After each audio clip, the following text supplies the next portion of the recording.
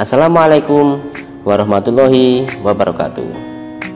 Selamat pagi siswa-siswi kelas 3. Bagaimanakah kabar kalian pada hari ini? Mudah-mudahan kalian senantiasa sehat walafiat, selalu bergembira dan tetap semangat mengikuti pembelajaran dari rumah. Baik, pada kesempatan pagi hari ini kita akan melanjutkan pelajaran kita di tema 2, yaitu tema menyayangi tumbuhan dan hewan. Nah, pada kesempatan pagi hari ini kita sudah sampai pada pembelajaran di subtema 2, yaitu manfaat hewan bagi kehidupan manusia. Yang akan kita pelajari pada pembelajaran 1 di tema 2 subtema 2 hari ini adalah yang pertama, kita akan belajar muatan pelajaran bahasa Indonesia. Kita akan mendengarkan sebuah dongeng tentang hewan, tentang hewan peliharaan. Kemudian kita akan belajar menceritakan kembali isi dongeng sambil kita cari cara bagaimana merawat hewan dengan baik dan apa saja manfaat hewan bagi kehidupan kita. Kemudian yang kedua, setelah kita belajar tentang bahasa Indonesia, kita akan belajar tentang matematika, muatan pelajaran matematika. Pada muatan pelajaran matematika kita akan belajar sifat-sifat operasi hitung bilangan cacah khusus untuk perkalian. Kita akan belajar tentang sifat pertukaran pada perkalian atau yang biasa disebut dengan sifat komutatif perkalian. Baik, mari kita mulai pelajaran kita pada hari ini. Dan tentu saja kita mulai dengan berdoa agar kegiatan yang akan kita lakukan pada hari ini memberikan manfaat bagi kita semuanya dan kita mendapatkan berkah dari Tuhan Yang Maha Esa. Berdoa menurut agama dan kepercayaan masing-masing. Berdoa mulai.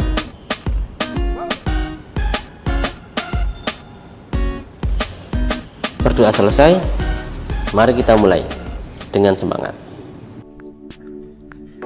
Mari kita mulai dengan membaca sebuah dongeng yang berjudul Nek Tati dan Cio.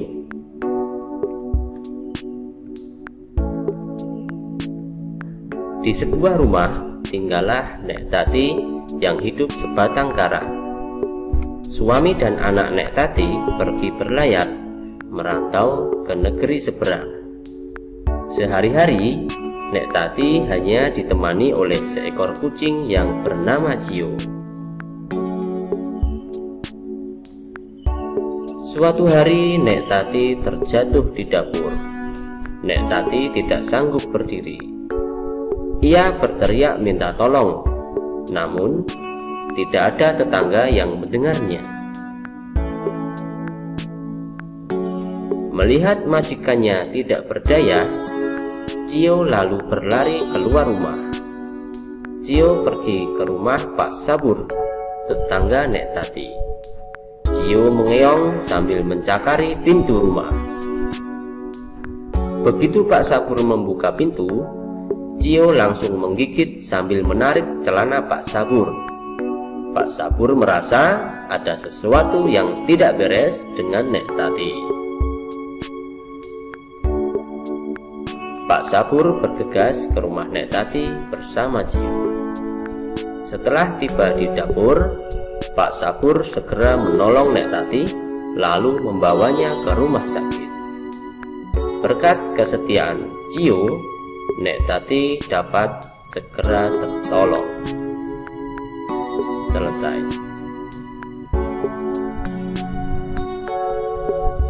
Anak-anak, demikianlah cerita dongeng yang berjudul Nek Tati dan Cio. Cio adalah hewan peliharaan Nek Tati.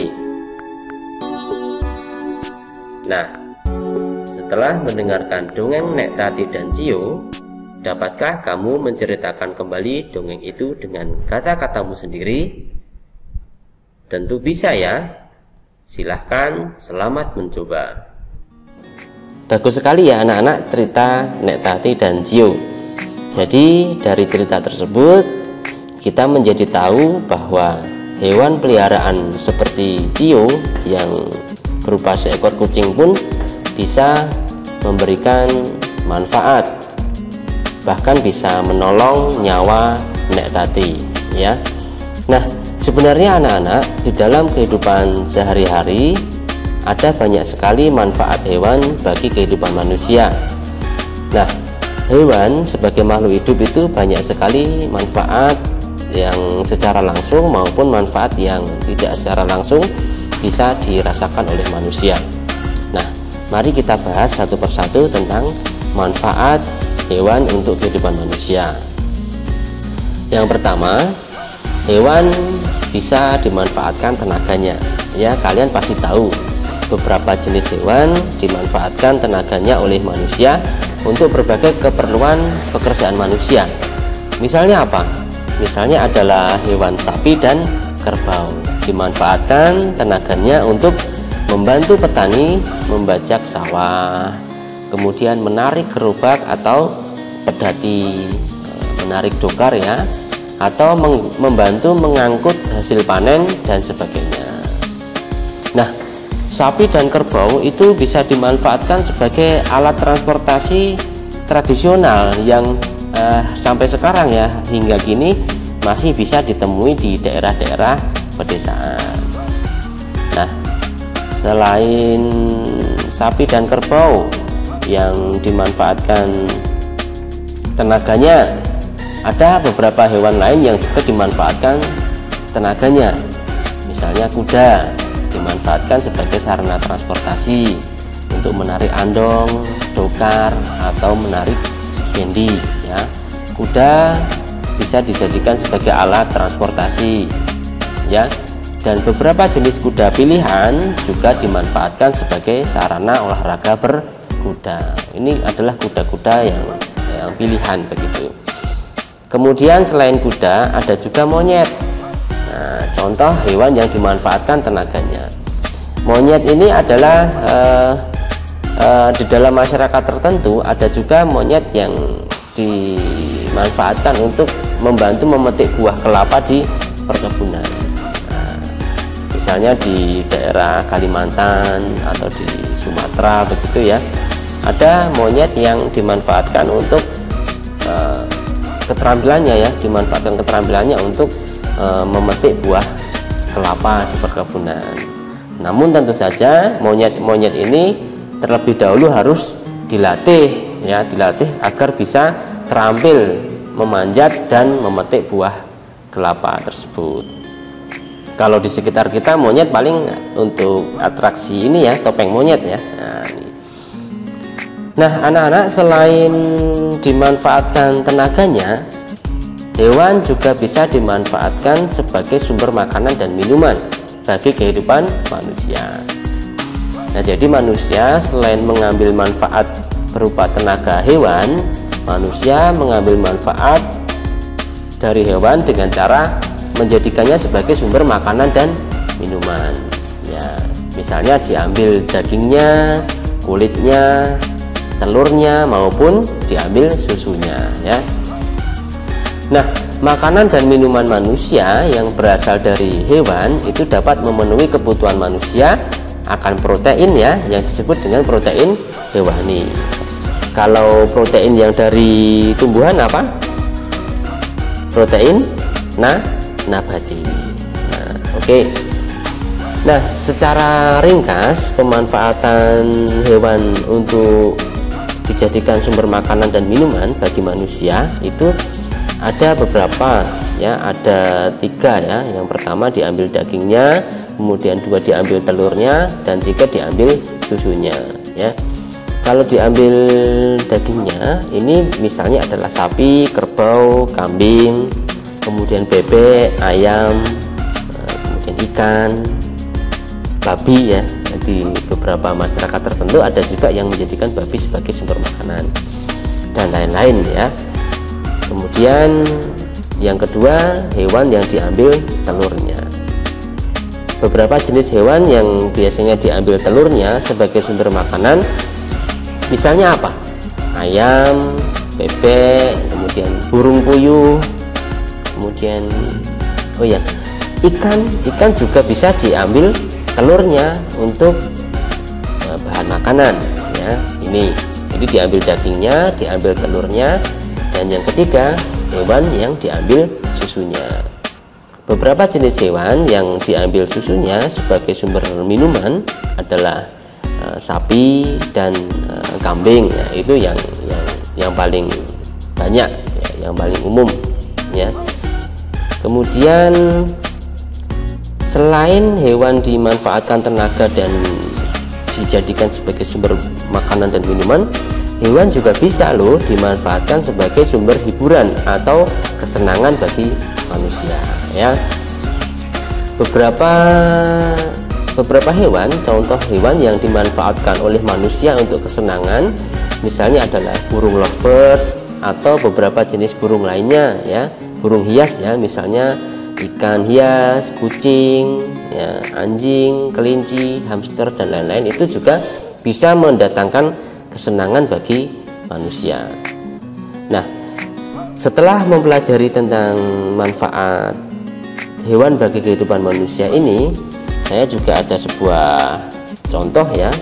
Ada teman saya yang memelihara hewan berupa kelinci. Mari kita simak cerita tersebut. Baiklah anak-anak, mari kita simak cerita tentang Wulan yang memelihara beberapa ekor kelinci. Wulan memiliki 6 ekor kelinci. Ke-6 ekor kelinci tersebut dimasukkan ke dalam 2 kandang. Nah, seperti inilah kelinci-kelinci Wulan. Kandang yang pertama berisi 3 ekor kelinci, dan kandang yang kedua juga berisi 3 ekor kelinci. Nah, anak-anak, apabila ditulis dalam bentuk perkalian matematika menjadi seperti ini. 2 kali 3 sama dengan 6. 2 kandang berisi 3 ekor kelinci masing-masing kandang, sehingga jumlah kelinci seluruhnya adalah 6 ekor kelinci. Nah, pada keesokan harinya Wulan membeli satu kandang lagi, sehingga sekarang Wulan memiliki 3 kandang kelinci. Nah, sekarang oleh Wulan 6 ekor kelinci tersebut dimasukkan ke dalam 3 kandang. Kandang yang pertama sekarang menjadi berisi 2 ekor kelinci. Kandang yang kedua juga diisi dengan 2 ekor kelinci, dan kandang yang ketiga juga diisi dengan 2 ekor kelinci. Nah, bila ditulis dalam kalimat matematika menjadi seperti ini. 3 kali 2 sama dengan 6. 3 kandang dengan isi masing-masing kandang 2 ekor, sehingga totalnya jumlah seluruh kelinci milik Wulan adalah 6 ekor. Nah, anak-anak, ternyata hasil dari 2 kali 3 itu sama dengan 3 kali 2 ya. 2 kandang berisi 3 ekor kelinci, masing-masing 3 ekor kelinci, itu ternyata sama dengan 3 buah kandang yang berisi masing-masing 2 ekor kelinci. Kelincinya sama-sama berjumlah 6 ya. Nah, inilah yang disebut dengan sifat komutatif atau pertukaran dalam perkalian matematika. Nah, supaya lebih paham, mari kita simak cerita yang kedua. Aji punya 12 ekor ikan mas. Dia meletakkan ikan tersebut ke dalam 2 buah akuarium. Akuarium yang pertama berisi 6 ekor ikan mas. Dan akuarium yang kedua juga berisi 6 ekor ikan mas. 2 kali 6 sama dengan 12.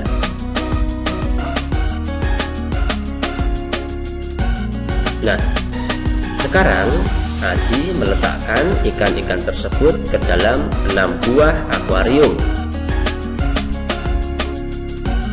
Akuarium yang pertama berisi 2 ekor ikan mas.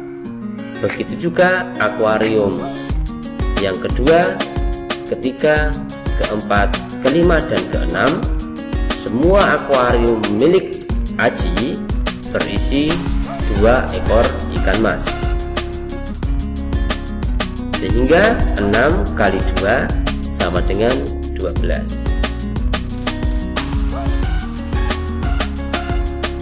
Nah, ternyata 2 kali 6 hasilnya sama dengan 6 kali 2.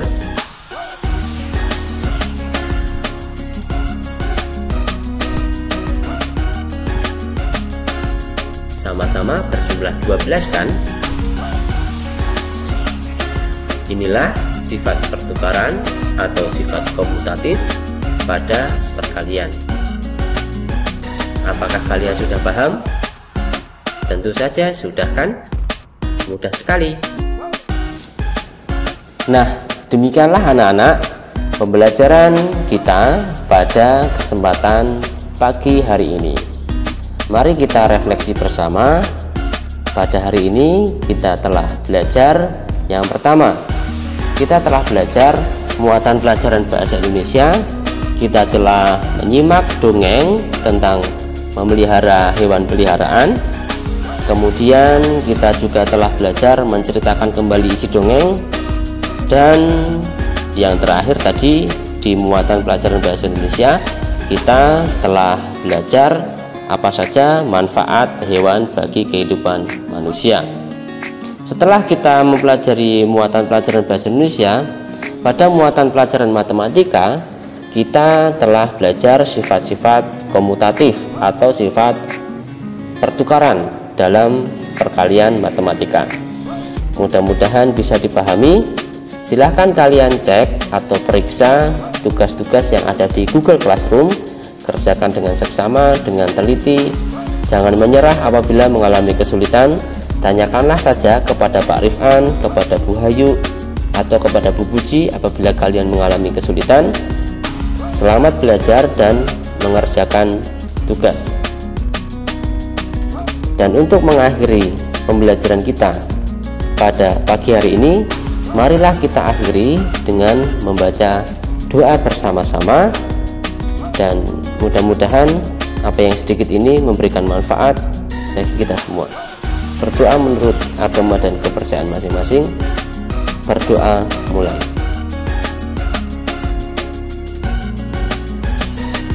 Berdoa selesai. Sampai jumpa anak-anak di pembelajaran yang lain.